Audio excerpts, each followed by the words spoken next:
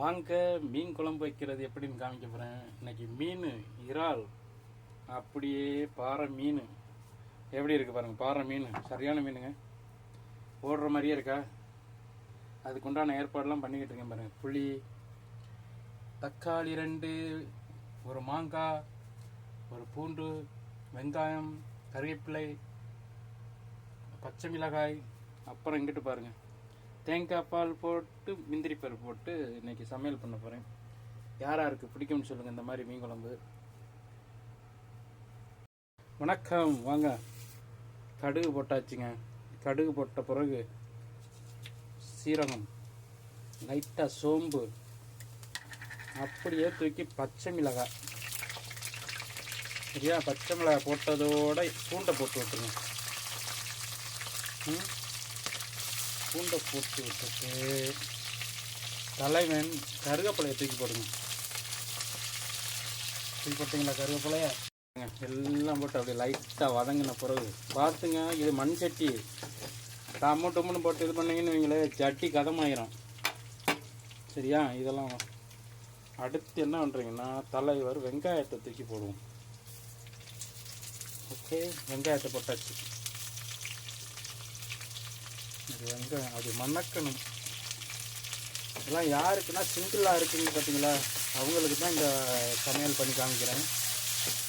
என்னென்ன போட்டிருக்கேன்னு பார்த்தீங்களா, ஃபஸ்ட்டு வெந்தயம், கடுகு, சோம்பு, லைட்டாக சீரகம். அது முடிஞ்சதோட பச்சை மிளகாய் போடுறீங்க. அது முடிஞ்சதோட பூண்டையும் போடுறீங்க. சரியா? போட்டு அப்படியே வதங்கட்டும் பாருங்கள். மண் சட்டியில் சமைக்கிறதாங்க அந்த மனம் அப்படி கமகமன்னு வருதுங்க. இந்த பாருங்கள் எப்படி இருக்குது பாருங்கள். மண் சட்டி தாங்க. ஏன்னா நான் ஒத்த கையில் பிடிச்சிட்டு தாங்க சமைக்கணும். அதனால் கொஞ்சம் வீடியோ கொஞ்சம் கசமுசம் தான் இருக்கும். எப்படி இருந்தாலும் நீங்கள் தான் ஏற்றுக்கணும். அப்படியே பாருங்கள், மீன் நல்லா வெட்டி ரெடியாக வச்சுருக்கேன்.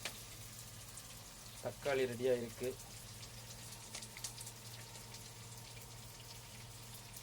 இப்போ என்ன பண்ண போகிறோம்னா, அரைச்சி வச்ச தக்காளியை ஊற்றுக்கிறோம். டொமேட்டோ இவர் அப்படியே லைட்டாக வர்ற வரைக்கும் ஒரு கிண்டிட்டு விட்டுருங்க. அப்படியே ப்ரௌன் கலரில் வந்துடுவார். அப்படியே இந்த பாருங்கள், லைட்டாக சைட்லலாம் தெரியுது பாருங்கள். இந்த மாதிரி வந்துக்கிட்டே இருக்கும். பார்த்தீங்களா? இப்போ சுண்டி வந்துருச்சுங்க. தக்காளிலாம் வதங்கி நல்லா ஒரு மெத்தடுக்கு வந்துருச்சா.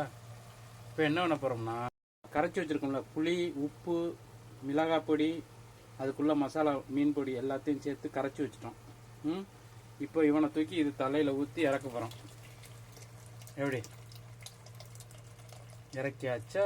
உப்பும் போட்டாச்சுங்க. உப்புலாம் அதில் போட வேண்டாம். ஓகே, அப்படியே ஒரு லைட்டாக ஒரு கிண்டிட்டு உங்களுக்கு தேவையான அளவுக்கு தண்ணி வச்சுக்கோங்க. சரியா? இது வந்து ரொம்ப திக்காக இருக்குது. இன்னும் கொஞ்சம் தண்ணி ஏற்றணும். எப்படி கொதிக்குது பாருங்கள். நல்லா கொதித்து ட்ரை ஆகையில் தான் மீனை எடுத்து போடணும். பாருங்கள், இன்றைக்கி மீனும் போட போகிறேன், இறால் மிக்சிங் பண்ணி போட போகிறேன். இப்போ என்ன பண்ண போகிறோம்னா, இந்த மாதிரி வெட்டி வச்சுக்கணும் ஒரு தக்காளியை. அவனை தூக்கி இதில் இறக்கி விட்டுருங்க. அதை இறக்கி விட்டிங்கன்னா அந்த புளிப்பு வந்து அப்போ தான் மீனில் ஏறையில் சூப்பராக இருக்கும். ஏன்னா நம்ம குளத்து மீன் சமைக்கல இப்படி தான் சமைப்போம் நாங்கள்லாம். வணக்கம். பாருங்கள், இப்போ பாருங்கள், மீன் வத்தின குழம்பு நல்லா இந்த மாதிரி சுண்டி இந்த மாதிரி வரணும். வந்த பிறகு தலைவனை இறக்கி விடுங்க உள்ள. 151 சட்டி தான் பத்தாதுன்னு நினைக்கிறேன். மண் சட்டியில் எப்படி இருக்குது பாருங்கள். மீனில் பாருங்கள் ரத்தத்தோடு இருக்கு பாருங்கள். களி வச்சோன்னு ரத்தம் அப்படி வந்துருச்சு.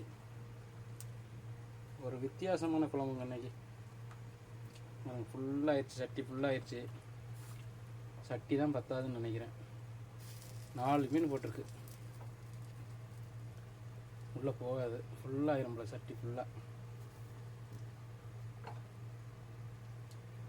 ஃபுல்லாகிடுச்சுங்க. சட்டி ஃபுல்லானதான தலைவர் இறால் வேற போட்டிருக்கேன். இறாலையும் தூக்கி இதில் போட்டு விட்டுருவோம். ஒரு வித்தியாசமான இருக்கட்டும். இறால் உரிச்ச இறால்லாம் நல்லா வச்சுட்டு கொதிக்க விடுவோம். கொதிக்க விட்ட பிறகு அப்புறம் வந்து தேங்காய் பால் விடுவோம். பாருங்கள், இப்போ எல்லாம் கொதிச்சு மீன் குழம்பு ரெடி ஆயிடுச்சா.